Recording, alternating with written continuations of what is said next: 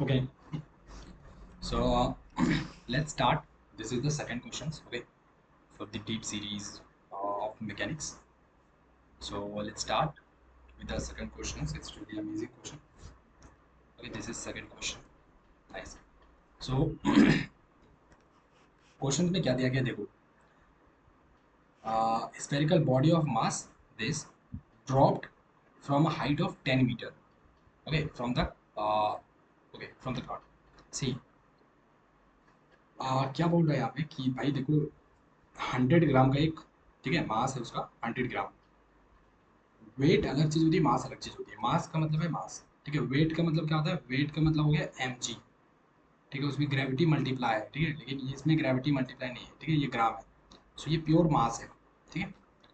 अब इसको 10 मीटर की हाइट से जो है यहाँ पे फॉर एग्जांपल ऐसे समझ लो, ठीक है, कि यहाँ पे ग्राउंड है, ठीक है, और ऊपर में ऐसे यहाँ पे एक वॉल है, और इसकी हाइट कितनी है? यहाँ से यहाँ तक जो है हाइट है उसकी 10 मीटर है, ठीक है, ऐसे समझ लो। अब एक बॉल है और यहाँ से इसको जो है नीचे जो है क्या होगा, इनको फेंका गया, ठीक है। तो नीचे आएगा ये from a 10 metre, okay. After hitting the ground, देखो यहाँ पे क्या बोल रहा है, after hitting the ground the body rebounds to the height of 5 metre. क्या बोला कि आफ्टर हिटिंग द ग्राउंड, मतलब ग्राउंड को हिट करने के बाद द बॉडी, जो बॉडी है वो क्या हो रहा है, rebounds to a height of 5 metre.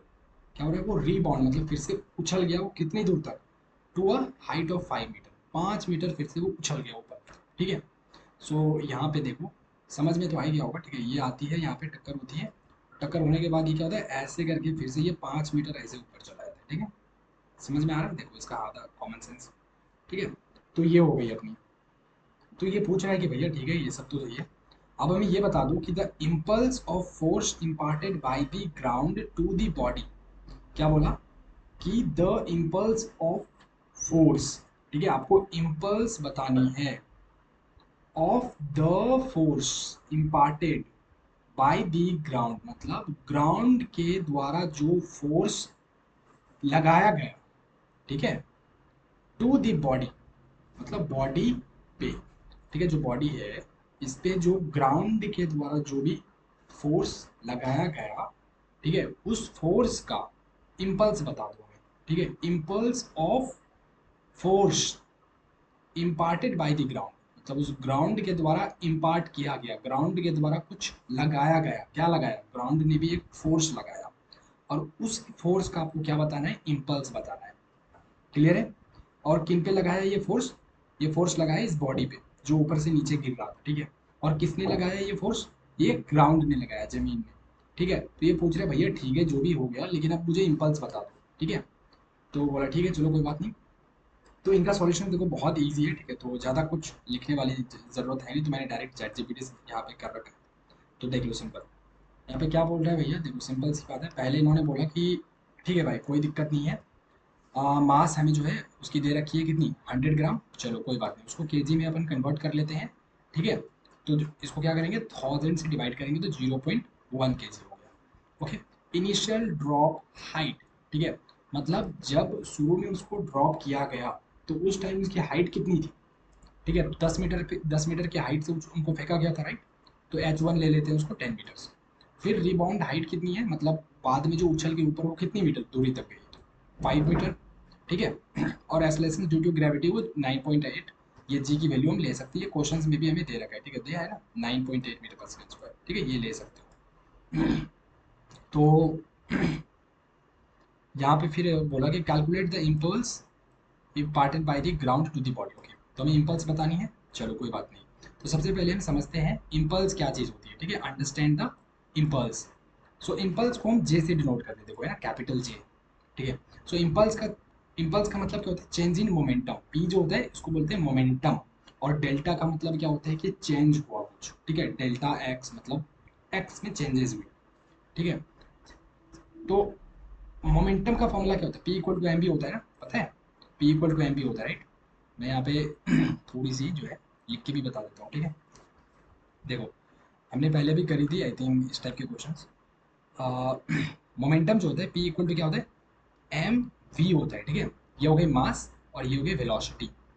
लेकिन अगर मैं बोलूं कि डेल्टा पी, इसका मतलब क्या हो गया, डेल्टा ऑफ एम वी। इसका मतलब हो गया कि अब एक चीज देखो, अब ये डेल्टा इस दोनों पे लगेगा या फिर सिर्फ एम पे लगेगा या फिर सिर्फ बी पे लगेगा। हम्म? क्या मैं ऐसे लिखूंगा डेल्टा एम इंटू भी, तो ये सही होगा? ये नहीं होगा सही। तो सही क्या होगा?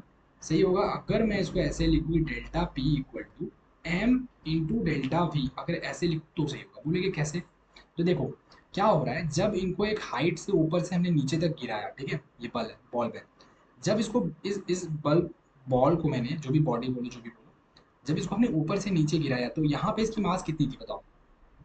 मास 10 kg, सॉरी 100 ग्राम। 100 ग्राम थी ना?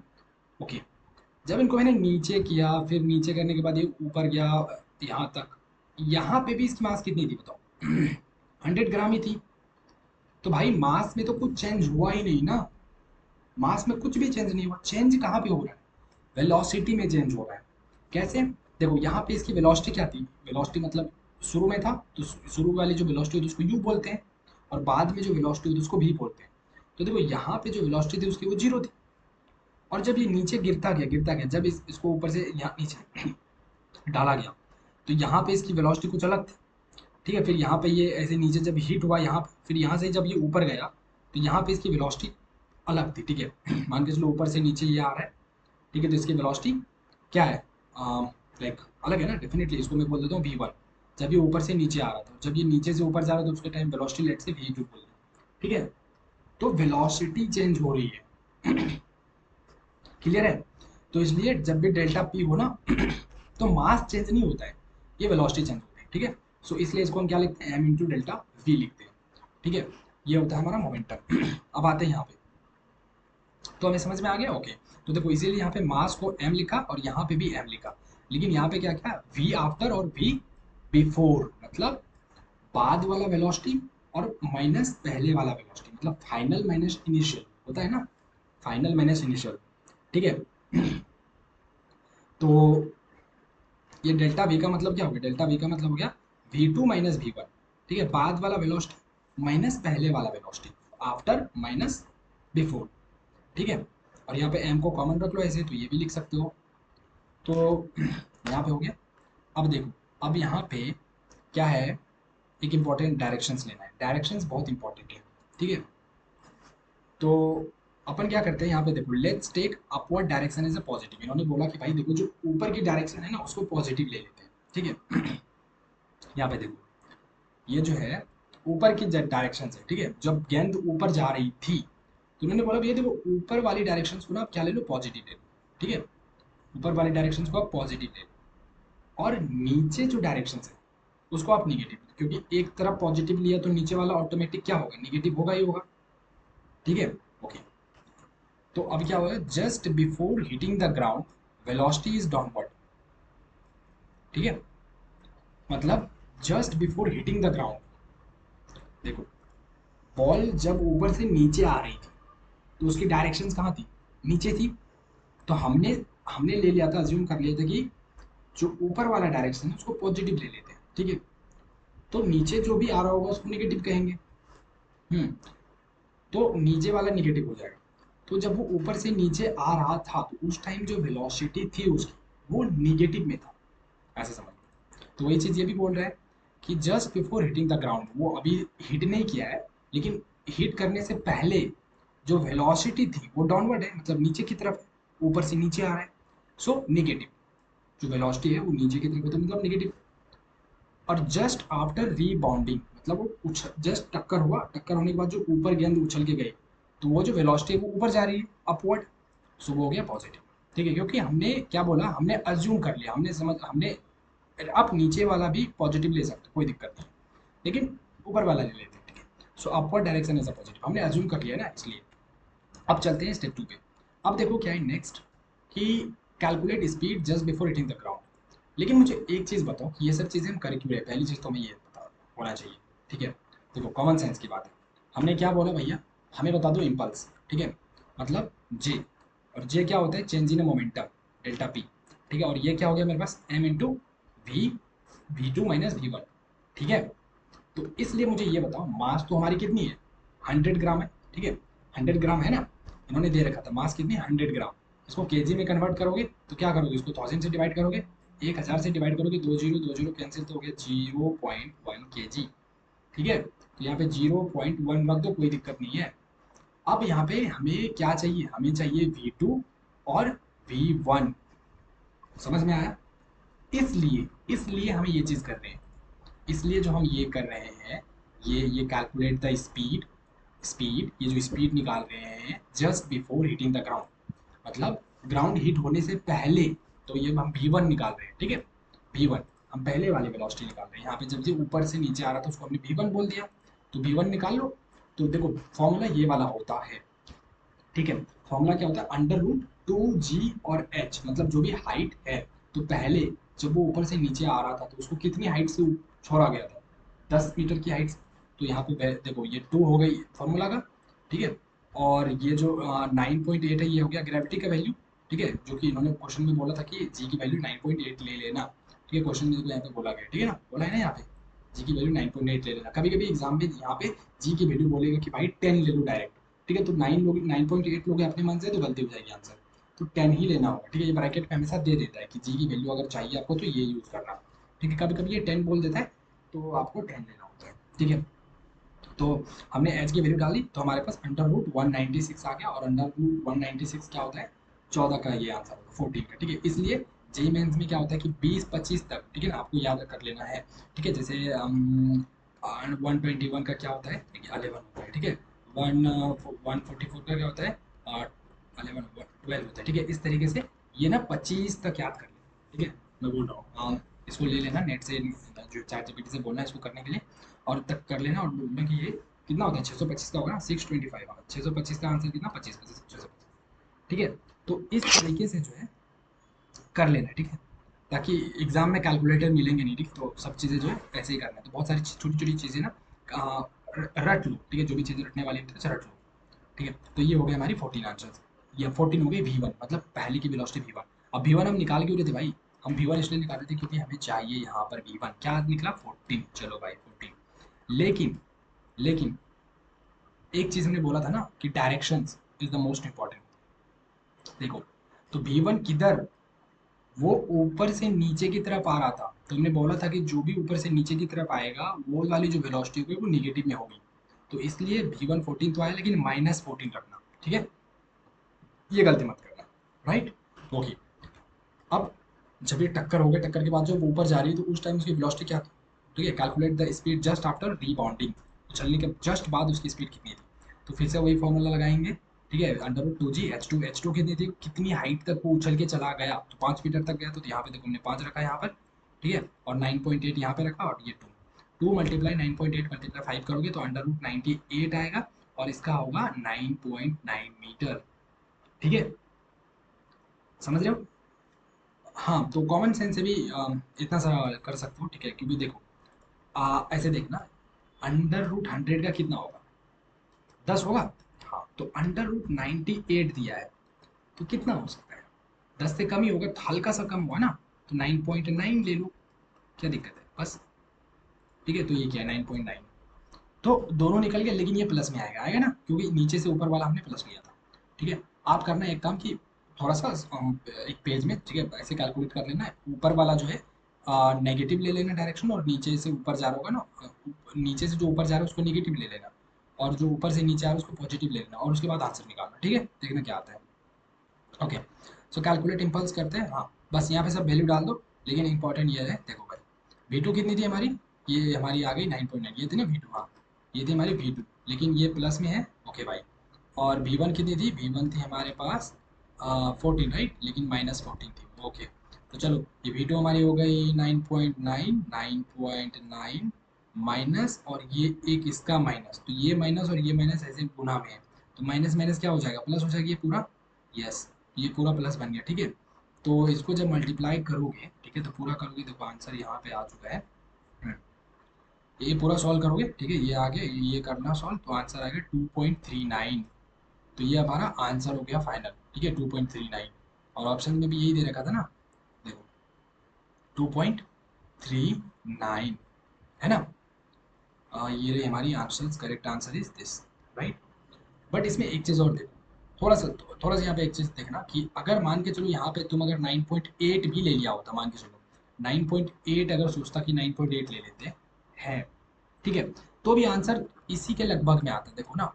तो भी आंसर क्या आता, मान के चलो ये 2.39 की जगह पे 2.41 ऐसा कुछ हो जाता। इतना सा आगे होता ना, 2.41 हो जाता। ठीक है, देखो ये कहीं मैच कर रहा है क्या, नहीं, ये तो 4 से स्टार्ट हो रहा है तो ये भी नहीं होगा। ये 43 से स्टार्ट हो रहा है, ये भी नहीं होगा। ठीक है, ये 23 से स्टार्ट हो रहा है, ये भी नहीं होगा। सो 2 पॉइंट समथिंग समथिंग, ठीक है, 2 पॉइंट समथिंग समथिंग। और यहाँ पे 2 पॉइंट से तो स्टार्ट ही नहीं हो रहा है, ये भी खत्म हो गया, ये भी खत्म। और ये 23 पॉइंट से स्टार्ट हो रहा है तो ये भी खत्म। समझ रहे हो। हाँ, अगर तुम गलती से इसको अगर तुम 9 भी ले लो ना, तो भी आंसर जो है इसके नज़दीक ही आएगा, इसके ही नज़दीक आएगा। ठीक है, 2 पॉइंट ये मान के चलो तुम्हारा 2.46 हो जाएगा, इतना हो जाएगा मान के चलो। ठीक है, इतना हो जाएगा। लेकिन ये देखो बाकी सबसे क्या है, क्लोज है आंसर। ठीक है, तो इसीलिए अगर ये भी आएगा तो इसी को सिलेक्ट करोगे। ठीक है, इस तरीके से करना है काम, समझ में आया। तो चलो ये क्वेश्चंस हो गए हमारी कंप्लीट इस डीप सीरीज में। ठीक है, मैकेनिक्स के सेकंड क्वेश्चन थे, और भी बहुत सारे क्वेश्चन है, बट हर एक क्वेश्चन को हम इन डेप्थ करेंगे। ठीक है, तो बस यही है आज के क्वेश्चंस में। और एक चीज़ और कि एक चीज़ हमें ये बताओ कि ये वाली जो फॉर्मूलेज हमने यूज़ किए यहाँ पे, ये वाली वी वाली क्या है, अंडर रूट 2 GH वाला, ये वाला फॉर्मूला कहाँ से आया। देखो ये वाला फॉर्मूला आया है यहाँ से। हमारे 3 फॉर्मूले होते हैं, ठीक है, V equal to U plus A T होता है ना, V square equal to U square plus 2AS होता है। हाँ, एस बोलो या फिर इसको यू स्क्वायर और प्लस 2AH बोलो। ठीक है, हाइट बोलो या डिस्टेंस बोलो, बराबर है। ठीक है, और होता है वी, और क्या V S is equal to U T plus half of A T square होता है ना। देखो अब हमारे पास इस क्वेश्चन में ना टाइम से कोई मतलब ही नहीं था, तो ये फॉर्मूला गया, ये फॉर्मूला गया। ठीक है, तो ये फॉर्मूले से काम चलेंगे। ठीक है, तो इसमें क्या हो गया, वी स्क्वायर इक्वल टू हो गया मेरे पास यू स्क्वायर प्लस 2AH। ठीक है, या एस या एच टू भी बोलो। अब शुरू में जो गेंद हमने उछाला था यहाँ से, ठीक है, एक हाइट से, यहाँ से जब हमने गेंद फेंका था तो उस टाइम यू इक्वल टू कितनी थी, 0। तो ये हमारा कर दो 0। ठीक है, तो वी स्क्वायर इक्वल टू क्या हो गया, 2AH। अब देखो ए को ना, एक्सलरेशंस को यहाँ पे जब बताता हूँ। देखो यहाँ पे जी कैसे आएगा, तो वी क्या हो जाएगा पहले ये बताओ, V equal to under root 2AH हो गया। हाँ, अब देखो ऊपर से हमने नीचे इसको फेंक दिया, बस हमने कुछ नहीं किया, इसको ताकत कुछ भी नहीं लगा। तो नीचे ये आ रहा है किसके वजह से, ग्रेविटी की वजह से। तो ये जो ग्रेविटी है यही हमारा एक्सलरेशन होता है। ठीक है, देखो ग्रेविटी का यहाँ पे यूनिट देखो, ग्रेविटी का यूनिट देखो कहाँ है क्वेश्चन, एक मिनट, क्वेश्चन यहाँ है ना, जस्ट वेट अ सेकेंड। अरे क्वेश्चन क्या है भाई, हाँ, देखो ग्रेविटी का यूनिट देखो। ठीक है, देखो ये क्या है, ग्रेविटी इक्वल टू मीटर पर सेकेंड स्क्वायर है ना। और एक्सलरेशन का क्या होता है, एक्सलरेशन का यूनिट क्या होता है, 5 मीटर पर सेकेंड स्क्वायर। देखो ये इसका भी यूनिट सेम है, इसका भी यूनिट सेम है। तो एक्सलरेशन ही हमारी ग्रेविटी होती है। ठीक है, जब उसको हम ऊपर से ऐसे नीचे छोड़ते हैं ना, उसको कुछ भी नहीं करते हैं, ऑटोमेटिक वो नीचे आ रहा है, तो उस टाइम जो है हमारा क्या हो जाता है, हमारा जो ए होता है, ठीक है, जो हमारा ए होता है वही हमारा ग्रेविटी हो जाता है। ठीक है, समझ में आया, यस। तो वी इक्वल टू क्या हो गया, अंडर रूट 2GH। समझ में आया ये फॉर्मूला, क्लियर है। ओके, तो ये हमने यहाँ से फॉर्मूला यूज किया है, समझ रहे हो, क्योंकि यहाँ पे हाइट की बात हो रही है और वेलोसिटी की बात हो रही है, राइट। तो ऐसे करना है, कनेक्शन देखो ना, सिंपल सी बात है। ठीक है, बस इतना ही है, फिर हम करेंगे नेक्स्ट क्वेश्चन। ओके, चलो उसको मैं स्टॉप करता हूँ। ये रही हमारी जीपीटी के सॉल्यूशंस, और फिर हम करेंगे next question the next video. Okay, तो आई थिंक ये काफ़ी है, चलो।